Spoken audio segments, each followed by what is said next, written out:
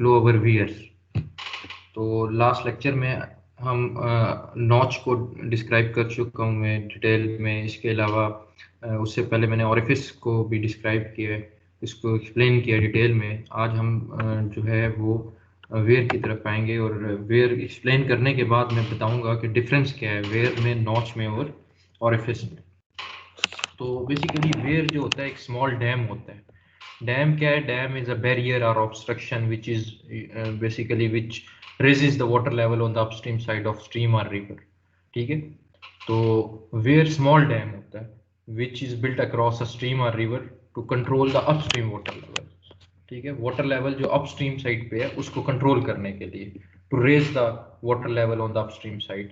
For example मेरे पास ये एक चैनल है, ठीक है, यहाँ पे मैं वियर प्रोवाइड कर देता हूँ, किसी भी शेप की प्रोवाइड कर सकता हूँ। ट्रेपेजोइडल वियर होती है, ट्रायंगुलर वियर होती है, just like notch trapezoidal wear होती है, ट्रायंगुलर वियर या वी जो है शेप वियर होती है, रेक्टेंगुलर वियर होती है।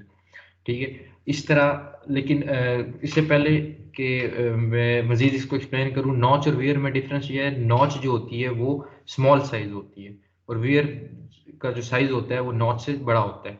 ठीक है, और नॉच जो है वो मेटल की बनी होती है, it is made up of metallic plate. लेकिन वियर जो होता है वो सीमेंटेड स्ट्रक्चर होता है, वो मैसनरी का भी हो सकता है, कंक्रीट का भी हो सकता है, और साइज उसका जो है नॉच के मुकाबले में बड़ा होता है।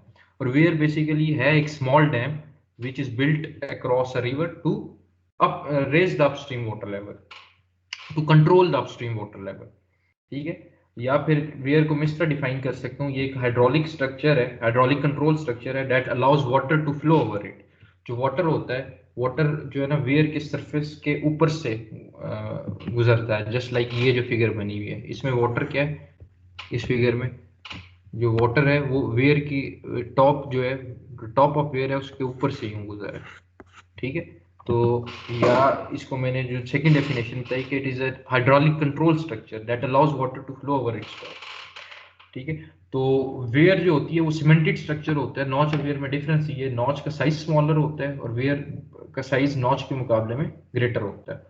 और नॉच मेटल की बनी होती है, वेयर सीमेंटेड स्ट्रक्चर की बनी होती है। अब ऑरिफिस जस्ट लाइक ये एक चैनल है, ठीक है, कोई स्ट्रीम है, यहाँ से वाटर आ रहा है, ये जहाँ से वाटर आ रहा है वो उसकी अपस्ट्रीम साइड होती है, ये जो है इसकी अपस्ट्रीम साइड है जहाँ से वाटर आ रहा है, ये क्यू हमने यहाँ पे फाइंड करना है। और वाटर इसके ऊपर से जब पास करेगा जिस साइड पे जाएगा वो उसकी डाउन स्ट्रीम साइड होगी। ये यहाँ से वाटर इसके ऊपर से पास करेगा तो ये जो साइड होगी वो डाउन स्ट्रीम साइड है, ये डाउन स्ट्रीम साइड है, ये अप स्ट्रीम साइड है वियर की। अब what is the difference between orifice, wear and notch? एक वेजल या कंटेनर कंसीडर किया, ठीक है, तो ऑरिफिस क्या था? ये जो ओपनिंग प्रोवाइड की जाती है उस कंटेनर में, ये ओपनिंग साइड पे भी प्रोवाइड की जा सकती है, किसी भी साइड पे, या फिर बॉटम पे भी प्रोवाइड की जा सकती है। अब ये ओपनिंग जो है वो ओपनिंग क्या होती है? ऑरिफिस होती है। ये ओपनिंग की बॉटम एज है और ये ओपनिंग की टॉप एज है। ऑरिफिस के केस में जो वाटर लेवल होता है it always remains above the top edge. ठीक है, इस टॉप एज के हमेशा ऊपर होता है, ये जो टॉप एज है वाटर लेवल हमेशा इस टॉप एज के ऊपर होगा ऑरिफिस के केस में। ठीक है, नॉच के केस में क्या होता है? ये टॉप एज है, ये बॉटम एज। नॉच के केस में क्या होता है? नॉच के केस में जो वाटर लेवल होता है it always remains below the top edge. ठीक है, टॉप एज के हमेशा बिलो होता है, वो वाटर लेवल कहीं यहाँ पे हो सकता है। ठीक है, टॉप एज को टच नहीं करता नॉच के केस में। ये नॉच और वियर ऑरिफिस में फर्क है। और नॉच जो होती है it is a large orifice. ठीक है, एक तो साइज का फर्क हो गया, दूसरा जो वाटर लेवल होता है नॉच में it always remains below the top edge, और ऑरिफिस में जो वाटर लेवल होता है it always remains above the top edge. ठीक है, ये नॉच का केस। अब वेयर क्या होती है? वेयर बेसिकली ऑब्स्ट्रक्शन है जिसमें से जो वाटर है वो फ्लो करता है over the top of the weir. ठीक है, और ये वाटर लेवल को रेस करने के लिए यूज होती है वेयर जो होती है। और जो साइज की बात करूं तो ऑरिफिस का साइज सबसे छोटा होता है, ऑरिफिस का साइज जो है नॉच से छोटा होता है। और अगर नॉच और वेयर का कंपैरिजन करूं तो नॉच जो है वो स्मॉलर साइज की होती है, वेयर लार्जर साइज का होता है। और नॉच और वेयर में क्या फर्क है? एक तो नॉच जो है वो मेटालिक प्लेट की होती है मेटल की बनी होती है, वेयर जो होता है वो सीमेंटेड स्ट्रक्चर होता है, मैसनरी और कॉन्क्रीट स्ट्रक्चर होता है, ठीक है। तो और ऑरिफिस और नॉच का डिफरेंस क्या था, वाटर लेवल का एक डिफरेंस है, साइज का डिफरेंस है। Water level above the top edge होता है ऑरिफिस में, और नॉच में जो वाटर लेवल होता है वो बिलो द टॉप एज होता है। ये था डिफरेंस इन तीनों का, ठीक है। अब आगे चलते हैं, ये वेयर की जो टाइप्स है, जिस तरह नॉच की टाइप्स बताई थी इस तरह वेयर की टाइप्स भी हैं। शेप के लिहाज से रेक्टेंगुलर वेयर भी होती है, ट्रेपेजॉइडल वियर भी होती है, ट्रायंगुलर वियर भी होती है। जो ट्रायंगुलर वियर होती है उसको वी शेप वियर भी कहते हैं। अच्छा, जो ट्रेपेजॉइडल वियर होती है उसको सिपोलेटी वियर भी कहते हैं, ठीक है। अब नेचर ऑफ डिस्चार्ज के लिहाज से ऑर्डिनरी वियर होती है, सबमर्ज वियर होती है। और अगर विड्थ ऑफ क्रस्ट के लिहाज से बात करूं तो वियर की दो टाइप्स हैं, नैरो क्रस्टेड और ब्रॉड क्रस्टेड। ब्रॉड क्रस्टेड में जो क्रस्ट का साइज होता है वो ब्रॉडर होता है, नैरो में नैरो साइज की क्रस्ट प्रोवाइड की जाती है। नेचर ऑफ क्रस्ट के लिहाज से बात करूं तो वेयर की दो टाइप्स हैं, Oggy wear and sharp crusted wear. अब ये जो है आपके पास रेक्टेंगुलर वियर है, सीमेंटेड स्ट्रक्चर है। ये ट्रेपेजॉइडल वियर है। ट्रेपेजॉइडल वियर को मैंने भी बताया सिपोलेटी वियर भी कहते हैं, ठीक है। Trapezoidal weir is also known as Cipolletti weir. तो अगर कहीं सिपोलेटी वियर लिखा आ जाए तो उसका मतलब ये ट्रेपेजॉइडल वियर है। ये सिमिलरली जैसा ट्रायंगुलर वियर को वी नॉच वियर भी कहते हैं, ठीक है। This is basically triangular notch weir, ठीक है। मैंने वही बात बताई, नॉच और वेयर में डिफरेंट साइज का है। और बेसिकली नॉच जो है मटेरियल का है, नॉच जो होती है वो मेटल की होती है, वेयर जो होती है वो कंक्रीट सीमेंटेड स्ट्रक्चर होता है। सिमिलरली डिफरेंट टाइप्स और है, रेक्टेंगुलर वेयर है, वी नॉच वेयर है, trap weir, compound weir, custom weir, submerged weir. और एक और नेचर ऑफ क्रस्ट के लिहाज से मैंने एक टाइप बताई, ऑगी वेयर। ऑगी वेयर जो होती है वो कर्व शेप में होती है, जैसे कि ये ऑगी वेयर बनी हुई है। ये जो वियर है, ये जो वियर है ये ऑगी वियर है, ठीक है। ये ऑगी वियर है।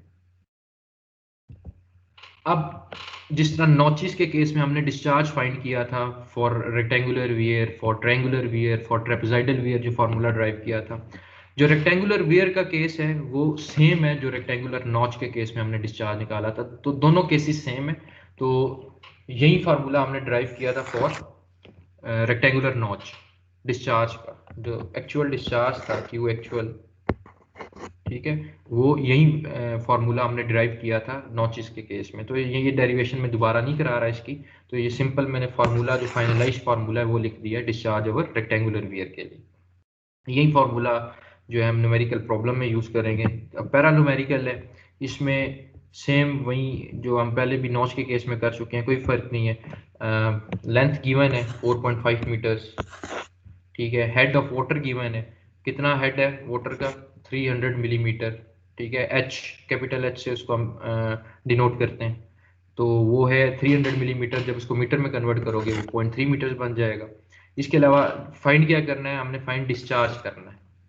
अगर कोफिशिएंट ऑफ डिस्चार्ज की वैल्यू जो है वो कितनी है, 0.60।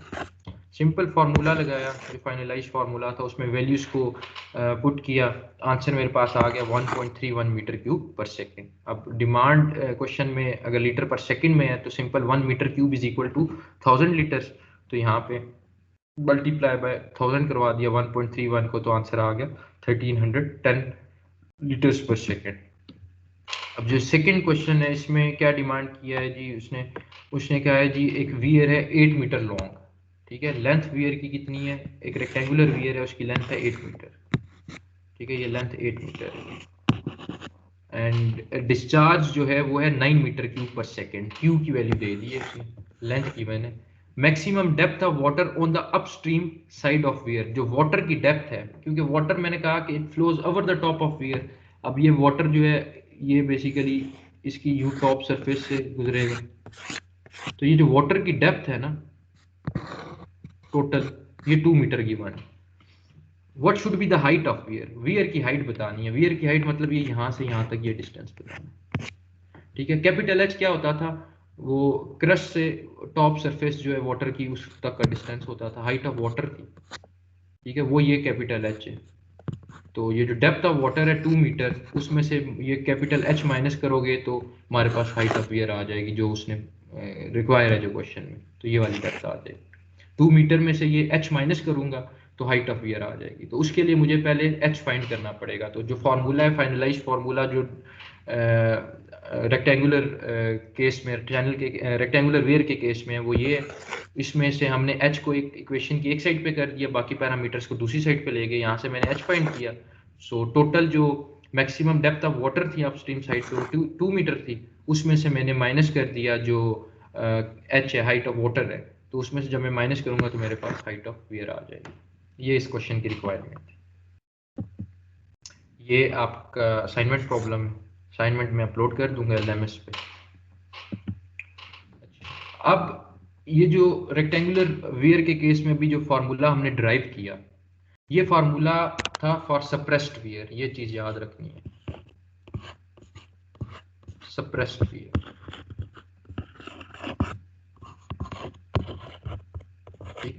ये जो भी फार्मूला अभी ये जो मैंने ड्राइव किया था रेक्टेंगुलर केस में, जो नॉच के केस में भी हम ड्राइव कर चुके हैं। यहाँ पे मैंने जस्ट फार्मूला आपको बताया, दोबारा डेरिवेशन हमने नहीं की।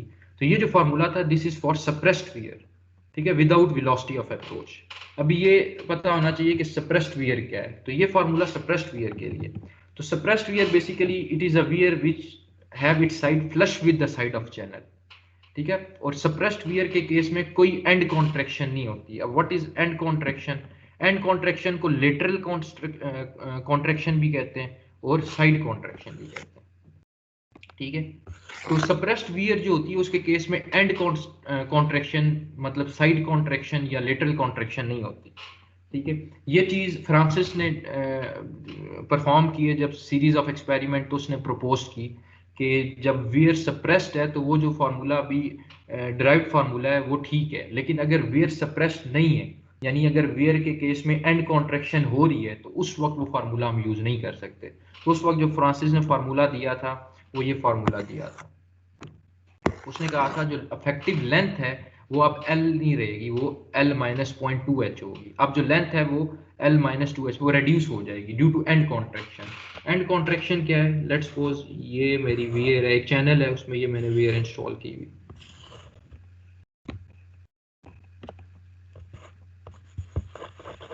ठीक है।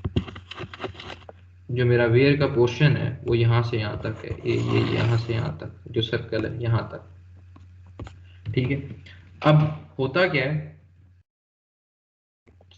अगर वियर सप्रेस्ड नहीं है तो उस केस में जो होता है, जो साइड्स होती हैं वो कंप्लीटली फ्लश नहीं होती with the sides of channel, उसमें एंड कॉन्ट्रैक्शन होती है,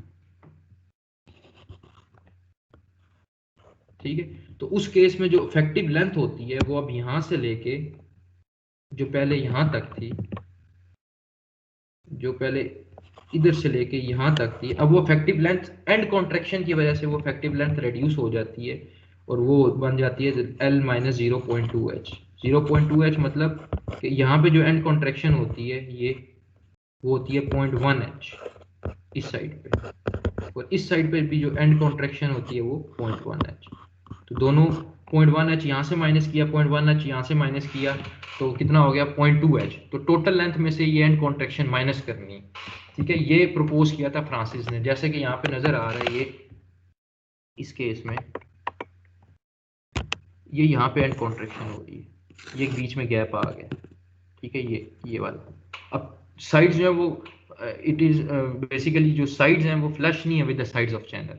ये एंड कॉन्ट्रैक्शन जो आई वो कितनी आई 0.1h। यहाँ पे भी ये एंड कॉन्ट्रैक्शन कितनी है ये डिस्कवर किया फ्रांसिस ने 0.1h। तो अब जो इफेक्टिव लेंथ है इस केस में वो यहाँ से लेके यहाँ तक नहीं होगी। अब लेंथ यहाँ से यहाँ तक नहीं लेंगे, इधर तक। अब ये चीज माइनस करनी पड़ेगी, ये और यहाँ से ये वाली चीज माइनस करनी पड़ेगी। तो वो कितनी है? वो 0.1h है। यहाँ पे भी 0.1h है, दोनों साइड पे 0.1h है, ठीक है। यहाँ पे भी 0.1h है। अब जो लेंथ होगी वो इस पॉइंट से लेके इस पॉइंट तक होगी इफेक्टिव लेंथ। तो वो लेंथ कितनी होगी? टोटल लेंथ, यानी ये जो टोटल लेंथ थी यहाँ से यहाँ तक, उसमें से 0.1h ये माइनस कर दिया, 0.1h ये माइनस कर दिया, तो ये बन गया 0.2h। अगर जो साइड्स दो हैं तो उस वक्त उस केस में जो n है वो बेसिकली ये NH होता है, L माइनस NH होता है। 0.1 into N H, L minus 0.1 into N H, sides 2 हैं तो 0.2 एच हो गया। खैर उस इतनी डिटेल में हम नहीं जा रहे, तो इतना पता होना चाहिए कि इस केस में एंड कॉन्ट्रैक्शन होगी जब वियर सप्रेस्ड नहीं है।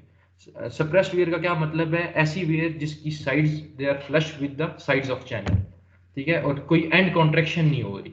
और इस केस में अगर वियर सप्रेस्ड नहीं है तो उस केस में ये एंड कॉन्ट्रैक्शन हो रही है, और वो एंड कॉन्ट्रैक्शन कितनी हो रही है? दोनों साइड पे 0.1 एच इस साइड पे और 0.1 एच इस साइड पे। अब इस केस में जो इफेक्टिव लेंथ है वो L माइनस 0.2 एच होगी। तो जो फार्मूला ड्राइव किया था उसमें लेंथ की जगह आपने सिर्फ ये रिप्लेस कर देना है L माइनस 0.2 एच। फार्मूला जो था पीछे जो डिराइव हुआ है वो फार्मूला क्या था?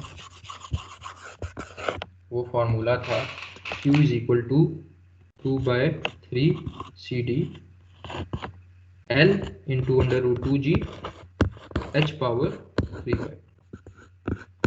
सिर्फ क्या किया इसमें, जो ये this is for suppressed weir, अगर वियर सप्रेस्ड नहीं है तो उसमें ये L की जगह L माइनस 0.2 एच हमने यूज करना है। ये फ्रांसिस ने जो है ना अमेंडमेंट प्रपोज की थी, और उसने ये बेसिकली ही फाउंड दैट के जो एंड कॉन्ट्रैक्शन है वो डिपेंड करती है on the conditions of sides of channel and top of sill. और ये जो 0.1 एच था ये बेसिकली क्या है? It is basically and contraction है ये, और एंड कॉन्ट्रैक्शन जो है वो 1/10। 0.1 एच का क्या मतलब है? इसका मतलब है ना 1 डिवाइडेड बाई 10 एच, ठीक है। तो जो एंड कॉन्ट्रैक्शन है वो 1/10 है। किसका 1/10 है? Height of liquid above the सिल, यानी height of liquid above the crust of wear. जो हाइट ऑफ लिक्विड है वियर के क्रस्ट के ऊपर, उसका 1/10 जो है एंड कॉन्ट्रैक्शन होती है। ये चीज basically Francis founded that the end contraction is 1/10 of the height of the liquid above the crust of